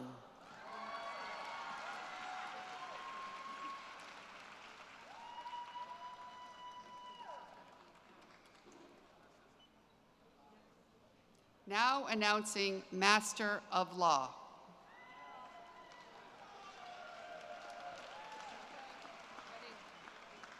Shinor Anthony Aluko.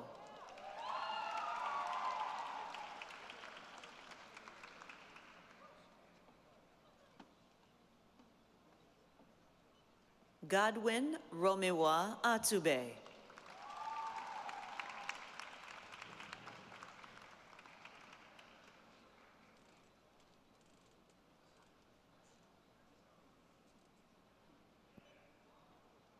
Maria Alejandra Baca Cuneo.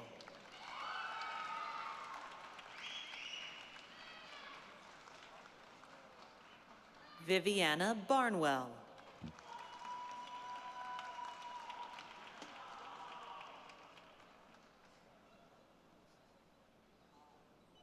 Muriel Binder.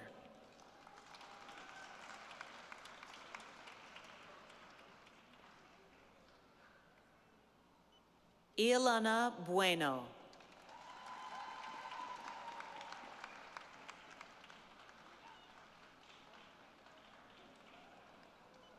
Andreas Butler.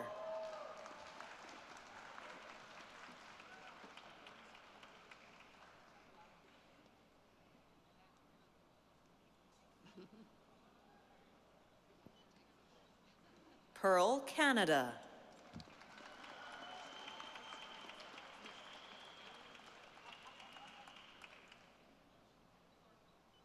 Ali Chaudhry.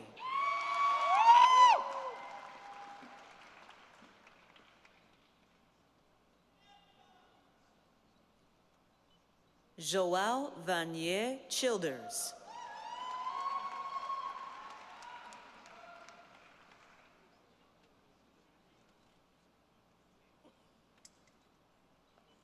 Rishab Chowdhury.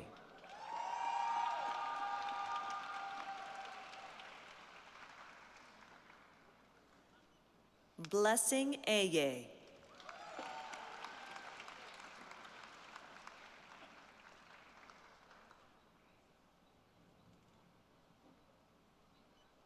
Fatumata Faye.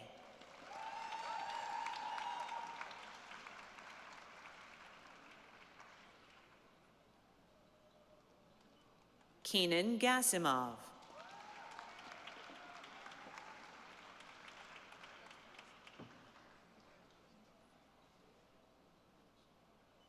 Nancy Elizabeth Gomez.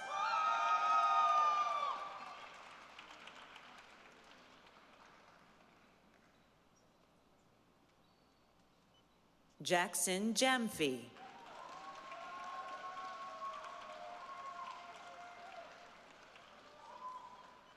Bethany Hunter.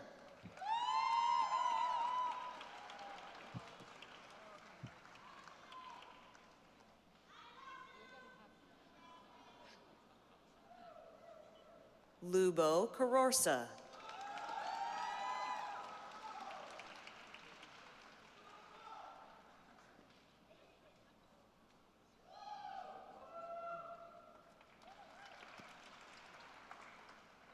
Alejandra Lopez.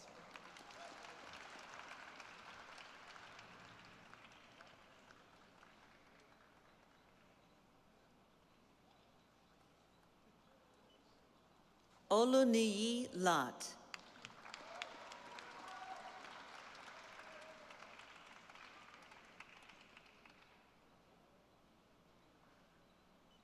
Alberto Mejias.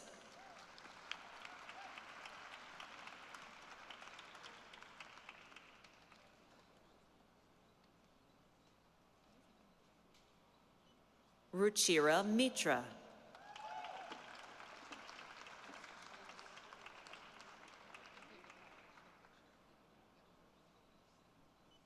Betty Nansambuga.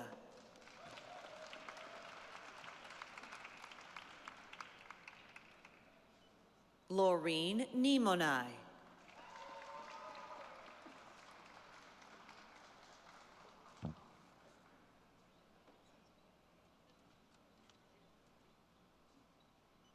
Obioma Felicia Okonkwo.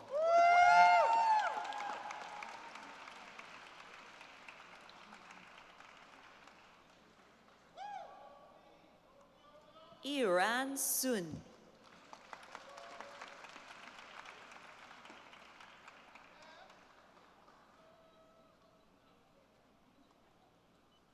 Jesse Isaac Odogu Otutu.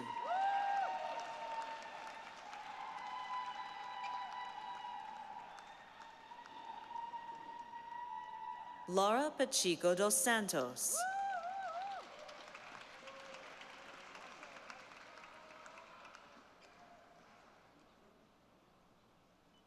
Agat Sidhu.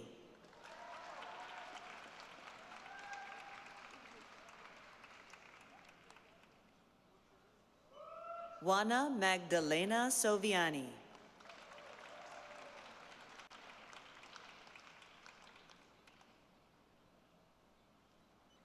Gaurav Thote.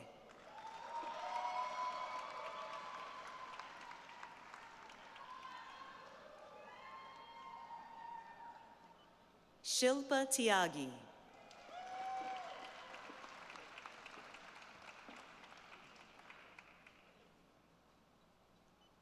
Monica Velova.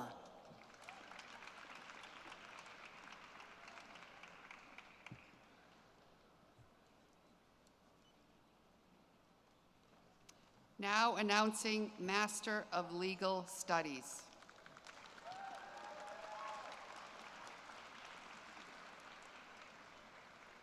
Angel Tien Ku Alarcon.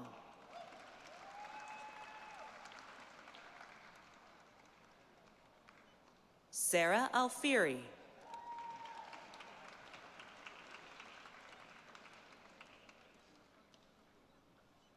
Mariana de Souza Barroso.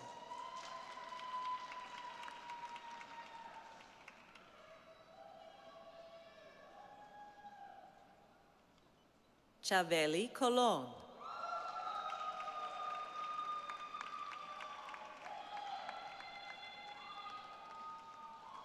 Joelle Conlin.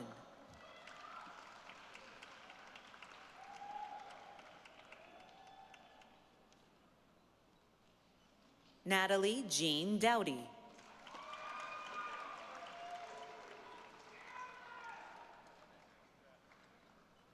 Zaria Victoria Durant.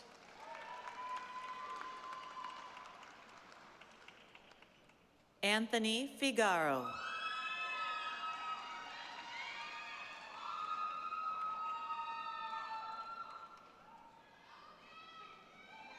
Luis Flores.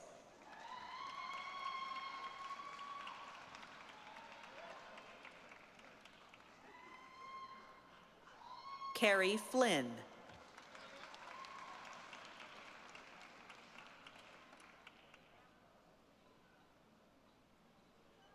Monica Elizabeth Gliva.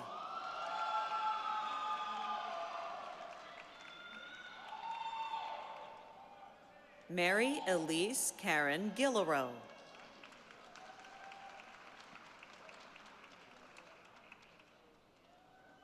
Lindsay Hamilton.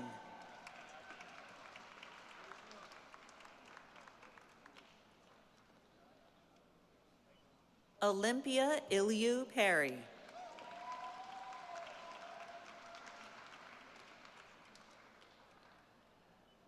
Diosthenes Medina.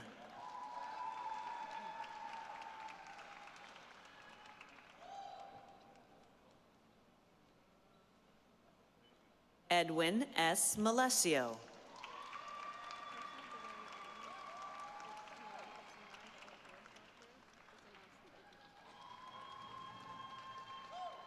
Allison Peduto.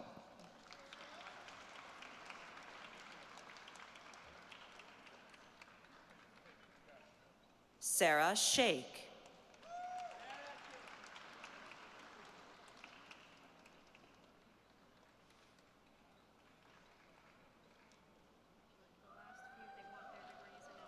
Kathleen Shields.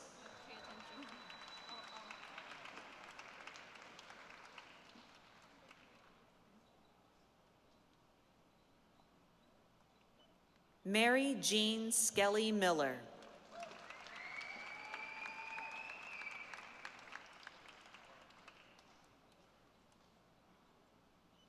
Kristen Davis Tenalia.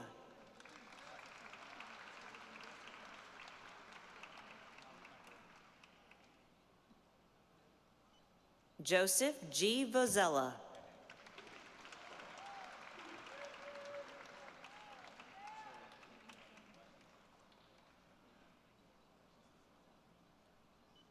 Fei Hong Yang.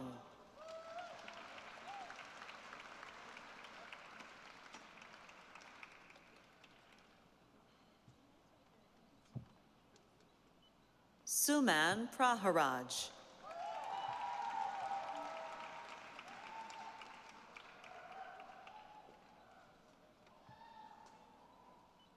Promise Ifeanyi Onyibe.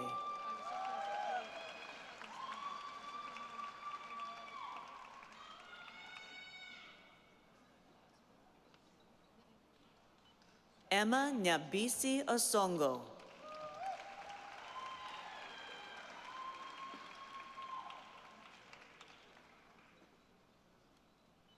Enobong Gift Ekim.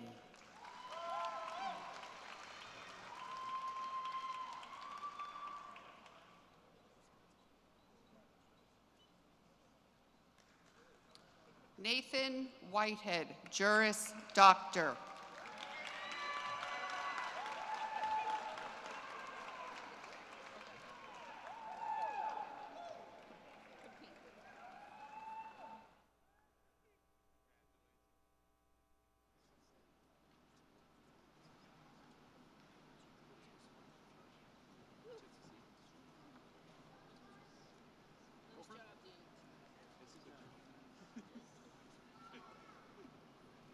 Congratulations, everyone. Well done.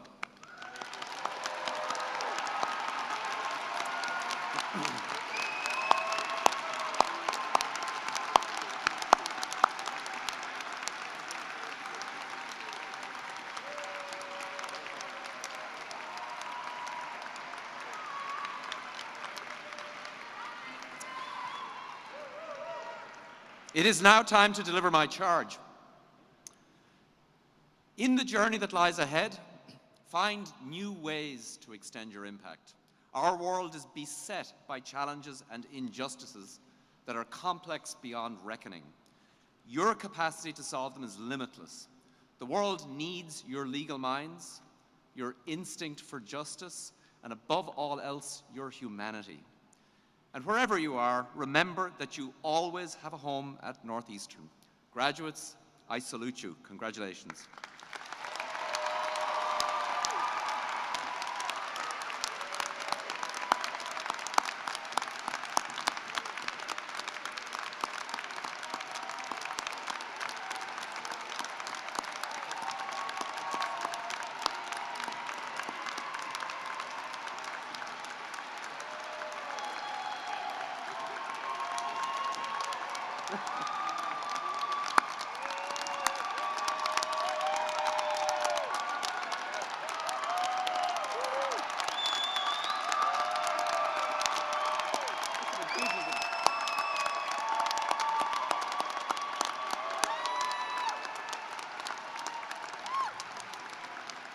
I now turn the program over to Chief Marshal Christopher Bosso.